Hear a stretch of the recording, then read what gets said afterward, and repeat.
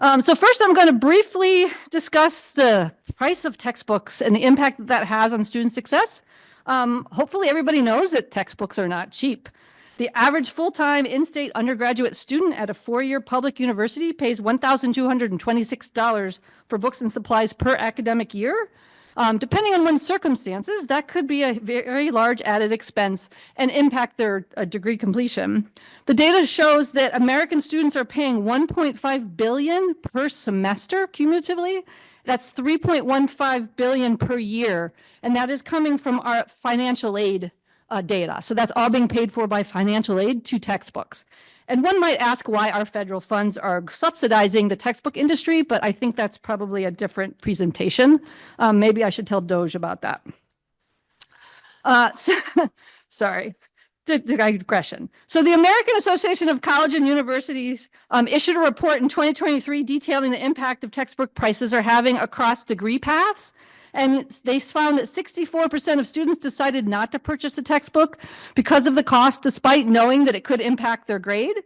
Students took fewer classes, dropped or withdrew from classes, and even though they often felt that they did fail because they couldn't afford their textbook, they also reported that they worked more hours and skipped meals just to purchase their textbooks.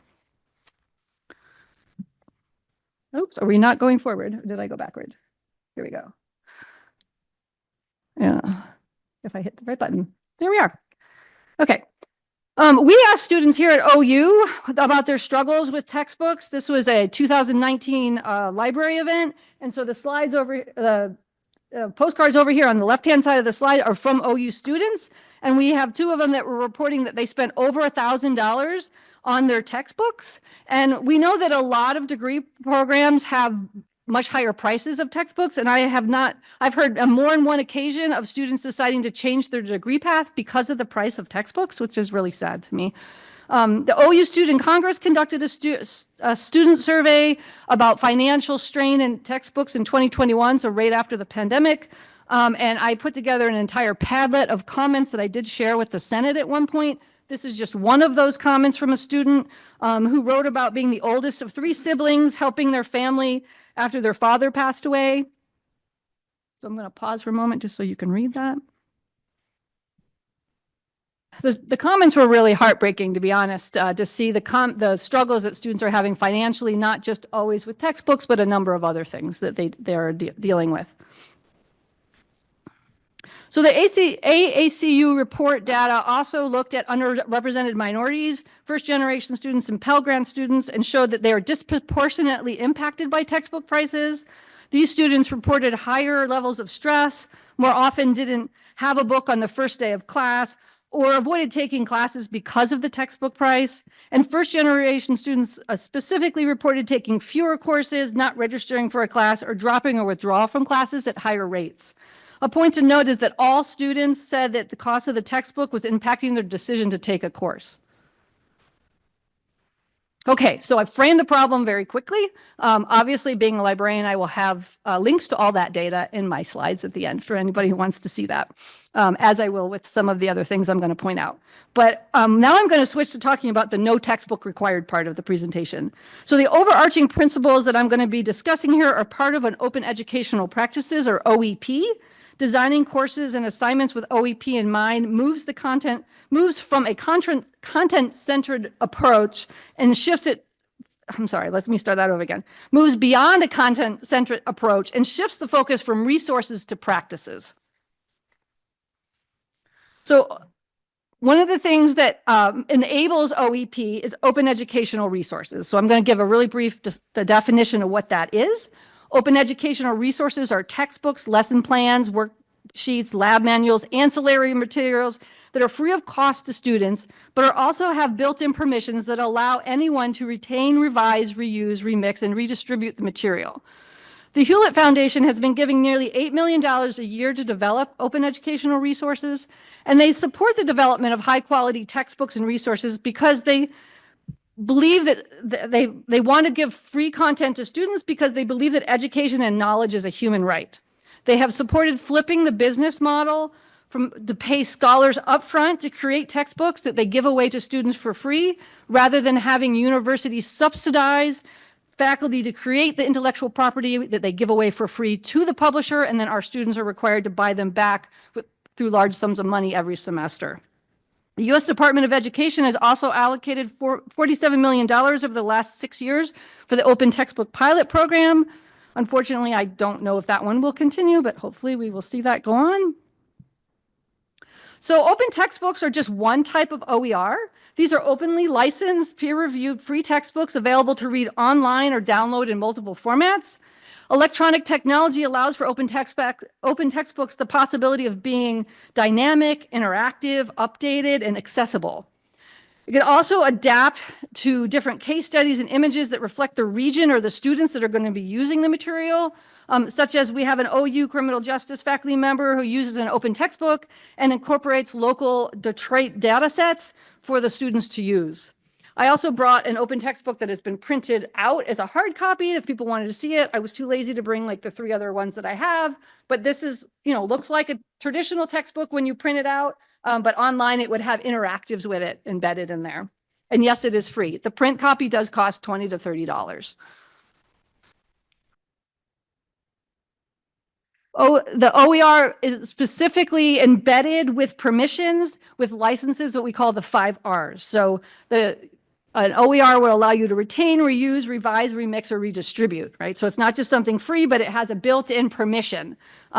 We achieve this by putting on a Creative Commons license. So those that you see over there on the right-hand side, this is what a copyright holder attaches to their work to tell anybody who wants to use that work how they can use it. It asks them to attribute them. So give me, acknowledgement that this is my work. And there also are licenses for the Creative Commons that restricts commercial use. So the one at the bottom is saying that you can use my work, but you can't use it commercially. So the creator of an OER still retains the copyright, but attaches a license that tells people how they can use it.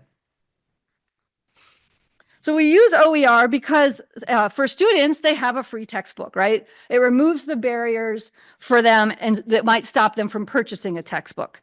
Every student would have the materials, whether it's a textbook or open material, on the first day of class, right? They don't have to wait for shipping. They don't have to wait for financial aid or that paycheck to come in. They also get to keep the content, the textbook, indefinitely. And so for some majors, this could be really helpful for them to refer back to in later semesters. They can't do that when they rent a textbook or they pay for an access code to something that they're never going to own. For faculty, not using a textbook provides the freedom to use as little or as much of the content as they want and in any order. So I've had more than one faculty tell me that they felt obligated to have their students use the entire textbook, even though they weren't interested in all the chapters, because they had the students pay $100 for that textbook. Instructors can also augment and enhance and update the content because they can pick the chapters they want and insert new and updated chapters. And there's quite a bit of research that shows that there's a correlation between OER use and lower DFW rates, greater credit accumulation, and the same or better grades. So OER supports enhanced pedagogical methods that utilize open pedagogy. So having students be creators of course content, not just passive recipients, and the use of critical pedagogies. So that's where I'm going to talk about these different pieces I'm bringing in. The OER is what makes open pedagogy and open practices possible. With enhanced pedagogical methods, it allows space for the inclusion of missing stories and a deconstruction of knowledge that is being presented and offers a greater capacity for representation. Again and again, faculty have told me that the flexibility has allowed them to reconsider what they've taught, and now they can incorporate topics and perspectives and themes, missing and overlooked groups, and even alter this based off the current student makeup of their course. Every student member that I've worked with that have converted their courses has said that it's re-energized their teaching, especially for those courses that they've been teaching for a long time. So one of the aspects of open pedagogy and OER is the idea of renewable assignments. Open pedagogy allows for renewable assignments because you're creating content for a purpose greater than just the classroom. So the assignments add value to the world within and beyond the class, even after the course is over. In other words, what the students are producing through the coursework is useful and usable beyond just the instructor, right? They're putting work out into the world. This may serve to encourage students to learn and apply information, practice skills, engage in problem solving, and they can show the instructor a level of mastery that they've reached. Disposable assignments, on the other hand, do not provide any further value to the world after they've completed it and typically are thrown out by the students once it's been turned in and graded. Faculty who use renewable assignments have shared that the students have said that they invest significantly more time and effort into these assignments and they enjoy doing them more. It makes sense that if students are doing work for a wider audience, not just the instructor, and that they feel the work is valued by others, that they're going to invest more time and have more care in what they're doing. So what does this look like? Open pedagogy is a variety of practices and methods that come together. Rather than thinking of knowledge as something that is downloaded and transmitted, we think about knowledge as something that is created and revised and that the students take part in as active participants. You can start your class with openness in mind by asking students to participate in the creation of definitions in the syllabus. So you can include, this could include like creating the class code of conduct or options and choices for topics that they could participate in. You leave like a week open where the students get to actually vote and participate in what that topic might be, or the delivery method for specific assignments, or opportunities for students to lead classroom sessions, or give input on this grading scheme, like a degrading scenario, something similar to that. So these are things that you may have heard of through different types of active learning. You can see like reflective practices, other things that we've talked about a lot through the SETL programs. So the shared aspect of open pedagogy puts students first and gives them agency in their learning. And it reinforces that they have something valuable to bring to the course and the subject. This builds relationships and trust and enhances their learning, right? So if they trust and they feel valued, it helps them stay engaged, it helps them learn. All these elements are things that I've heard our students here at OU asking for in the classroom when we've had student panels. They want more engagement, more student choice, equity, and social justice in the teaching.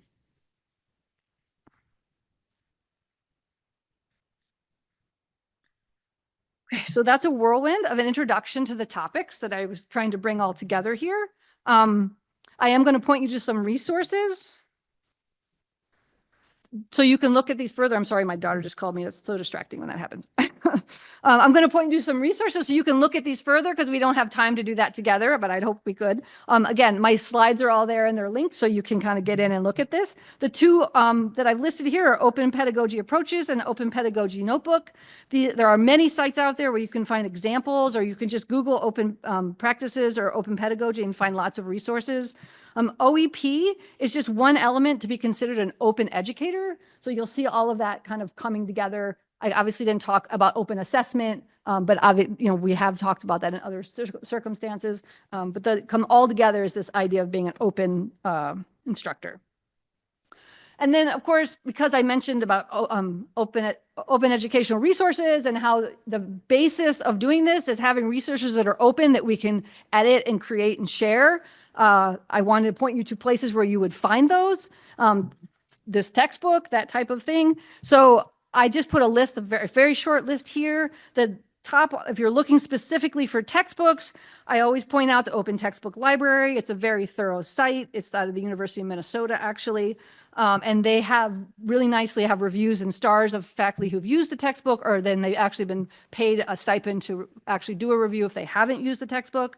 And then there's OpenStax, which is the largest open textbook publisher, which is actually now one of the largest publishers and textbook publishers in general. And their titles often come with instructor resources like slides and activities. The bottom part of this is something that librarians call directories. So not that you guys need to know the distinction, but these are more directories. So this searches through a lot of different types of content, textbooks and lesson plans, but like activities, even full courses. And I just like to point those out. OASIS is something that would even pull in public domain content. And public domain content, while not open, can still be some really good content that you could include to enhance your courses. I have an exhaustive list of places where I recommend to use on my OER guide that's linked here, and it's available from the library's website as well. I always also want to point out that although a lot of content may not be open in the sense that you cannot like edit that content, right? It is free to you and free to the students. And so one of the benefits of being at an academic institution is that library subscribes to tons of content. So whether it's a video or a monograph that we have as an ebook, that would be free to use. Other academic libraries would have this too if you're not from Oakland, but also places that are GLAM organizations. So gallery libraries, archives and museums, they make their content and collections available online as well. And they have lots of great like primary source materials, that type of thing, to help augment if we are getting rid of a textbook.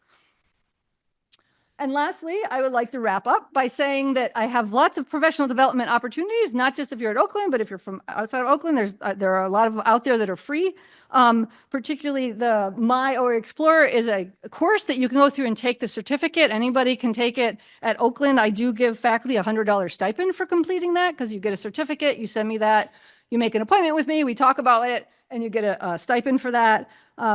All of the professional development opportunities that come through, I always post on my ACMI website, so you can see that link there. A lot of times there's conferences in different places throughout Michigan, but internationally that are available. And just to give a little plug to the My OER network, every year we have a conference. I'm on the steering committee for that conference. And this year it's in the Washtenaw Community College, and I do give faculty at Oakland a small grant to attend that if they would like. And if you are someone who's already doing these types of practices, we are still taking proposals for sessions, so you can go to the website and submit a proposal for us. Because when that conference started many years ago, it started from the community colleges. The majority of people presenting were faculty, which was really fun. And there was a very small group of us librarians, and now it's kind of the other way around. So I would love to see more faculty who are doing this work actually presenting there. And that's what I have. So if anybody has any questions or wants me to dive more into anything or go back to a slide, please let me know.